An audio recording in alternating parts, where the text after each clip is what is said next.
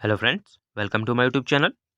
तो friends, UPSC prelim 2024 के लिए भारतीय इतिहास के एमसीक्यूज की जो सीरीज हमने शुरू की है, इससे प्रीवियस वीडियो में हमने इसका पार्ट 1 डिस्कस किया था। अगर आपने ये वीडियो नहीं देखी है तो आप जरूर देखिएगा, क्योंकि आपके आने वाले 2024 के प्रीलिम्स एग्जाम के लिए काफ़ी इंपॉर्टेंट है। और आज इस वीडियो में हम इसका पार्ट 2 डिस्कस करेंगे, जिसमें हम भारतीय इतिहास के कुछ और इंपॉर्टेंट क्वेश्चनों को डिस्कस करेंगे। तो वीडियो को अंत तक देखिएगा। तो चलिए, बिना टाइम वेस्ट करे हम वीडियो को शुरू करते हैं। तो देखिए, फर्स्ट क्वेश्चन है, निम्नलिखित कथनों पर विचार कीजिए, उपयुक्त में से कौन सा या कौन से कथन सही है। तो पहला है, भारतीय राष्ट्रीय कांग्रेस का प्रथम अधिवेशन कलकत्ता में हुआ था। दूसरा है, भारतीय राष्ट्रीय कांग्रेस के दूसरे अधिवेशन की अध्यक्षता दादा भाई नौरोजी ने की थी। और तीसरा है, भारतीय राष्ट्रीय कांग्रेस की प्रथम महिला अध्यक्ष एनी बेसेंट थी। और ऑप्शन आपको क्या दिए हैं, देखिए। ए है केवल एक और दो, बी है केवल दो और तीन, सी है केवल एक और तीन, और डी है एक दो तीन और तीनों। तो इसका राइट आंसर क्या हो जाएगा? तो देखिए, राइट आंसर हो जाएगा इसका ऑप्शन नंबर बी, यानी कि केवल दो और तीन यहाँ पे सही हो जाएंगे। यानी कि भारतीय राष्ट्रीय कांग्रेस का जो दूसरा अधिवेशन 1886 में आयोजित किया गया था, इसकी अध्यक्षता किसने की थी? तो दादा भाई नौरोजी ने की थी। और जो भारतीय राष्ट्रीय कांग्रेस की प्रथम महिला अध्यक्ष हैं, कौन है? ये एनी बेसेंट थी। और कब बनी थी इसकी अध्यक्ष से? तो याद रखिएगा, 1917 का जो कलकत्ता अधिवेशन होता, उसमें ये अध्यक्ष बनी थी। और जो पहला है, ये क्यों गलत है? क्योंकि जो भारतीय राष्ट्रीय कांग्रेस का प्रथम अधिवेशन है, ये कलकत्ता में नहीं बल्कि कहाँ, बम्बई में आयोजित किया गया था। तो ये सभी फैक्ट काफी इंपॉर्टेंट हैं, इन्हें याद रखिएगा यहाँ से। अब नेक्स्ट क्वेश्चन देखते हैं हम, क्वेश्चन नंबर 2। गदर पार्टी के संबंध में निम्नलिखित में से कौन से कथन सही हैं? तो पहला है, गदर पार्टी अमेरिका तथा कनाडा में बसे भारतीयों द्वारा गठित एक क्रांतिकारी संगठन था। दूसरा है, गदर पार्टी की स्थापना वर्ष 1913 में की गई थी तथा इसका मुख्यालय न्यूयॉर्क में स्थित था।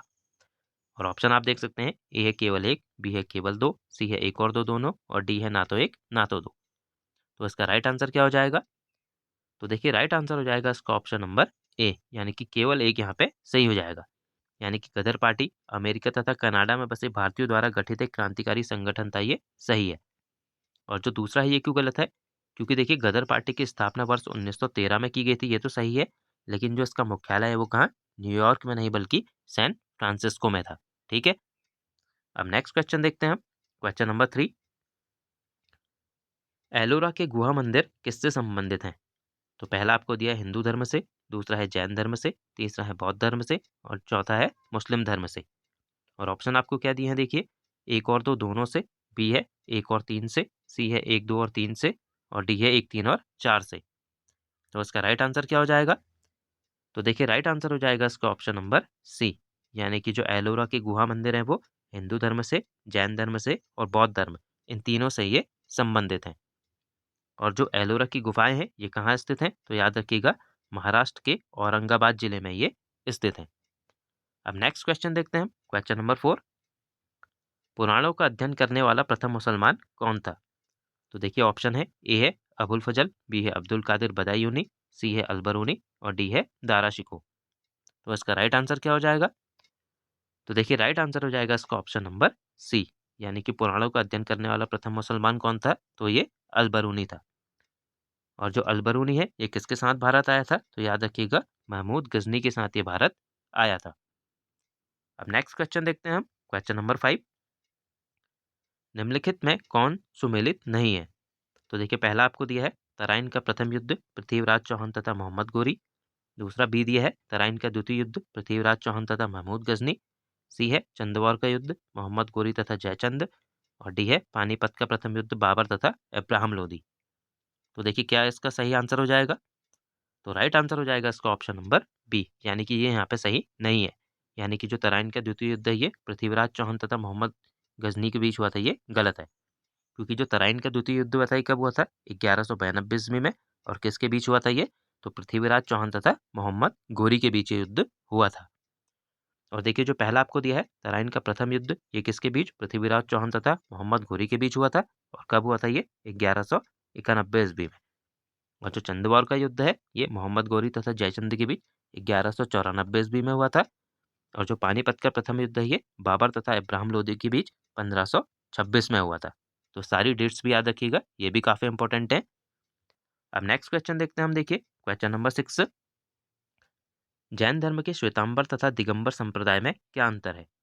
तो देखिए, पहला आपको दिया है श्वेतांबर संप्रदाय के लोग श्वेत वस्त्र धारण करते हैं, जबकि दिगंबर संप्रदाय के लोग पूर्णतः नग्न रहकर तपस्या करते हैं। दूसरा है, श्वेतांबर मत के अनुसार स्त्री के लिए मोक्ष प्राप्ति संभव है, जबकि दिगंबर संप्रदाय में स्त्री के लिए मोक्ष प्राप्ति संभव नहीं है। और ऑप्शन आपको क्या दिए है? ए है केवल एक, बी है केवल दो, सी है एक और दो दोनों, और डी है ना तो एक ना तो दो। तो इसका राइट आंसर क्या हो जाएगा? तो देखिए राइट आंसर हो जाएगा इसका ऑप्शन नंबर सी, यानी कि इसके संबंध में एक और दो दोनों कथन यहाँ पे सही है। अब नेक्स्ट क्वेश्चन देखते हैं हम, क्वेश्चन नंबर 7। अशोक के किन अभिलेखों की लिपि ब्राह्मी न होकर खरोष्टी है? तो देखिए पहला आपको दिया है शाहबाजगढ़ी, दूसरा है मानसेहरा, तीसरा है गिरनार और चौथा है मेरठ। और ऑप्शन आपको क्या दिए हैं? देखिए ए है एक और दो, बी है दो और तीन, सी है तीन और चार, और डी है दो और चार। तो इसका राइट आंसर क्या हो जाएगा? तो देखिए राइट आंसर हो जाएगा इसका ऑप्शन नंबर ए, यानी कि जो अशोक के अभिलेख हैं शाहबाजगढ़ी और मानसेहरा, इनकी लिपि कौन सी है? तो ये खरोष्टी लिपि में लिखे गए हैं। अब नेक्स्ट क्वेश्चन देखते हैं हम, क्वेश्चन नंबर 8। निम्नलिखित कथनों में से कौन सा एक सही नहीं है? तो देखिए पहला आपको दिया है गुप्त शासक चंद्रगुप्त द्वितीय का एक अन्य नाम देवगुप्त भी है। दूसरा है समुद्रगुप्त को भारत का नेपोलियन भी कहा जाता है। तीसरा है स्कंदगुप्त के समय हूणों ने भारत में आक्रमण किया था। और चौथा है चंद्रगुप्त के 9 रत्नों में से सपना एक प्रमुख कवि थे। तो देखिए इसका राइट आंसर क्या हो जाएगा? राइट आंसर हो जाएगा इसका ऑप्शन नंबर 4, ठीक है, यानी कि चंद्रगुप्त के 9 रत्नों में से जो सपड़क थे ये प्रमुख कवि नहीं थे, ठीक है। ये क्या थे? वो थे एस्ट्रोलॉजर थे, यानी कि ज्योतिषी थे, ठीक है। और बाकी तीनों याद रखिएगा, ये तीनों भी काफी इंपॉर्टेंट फैक्ट हैं, ये तीनों यहाँ पे सही हैं। अब नेक्स्ट क्वेश्चन देखते हैं हम, क्वेश्चन नंबर 9।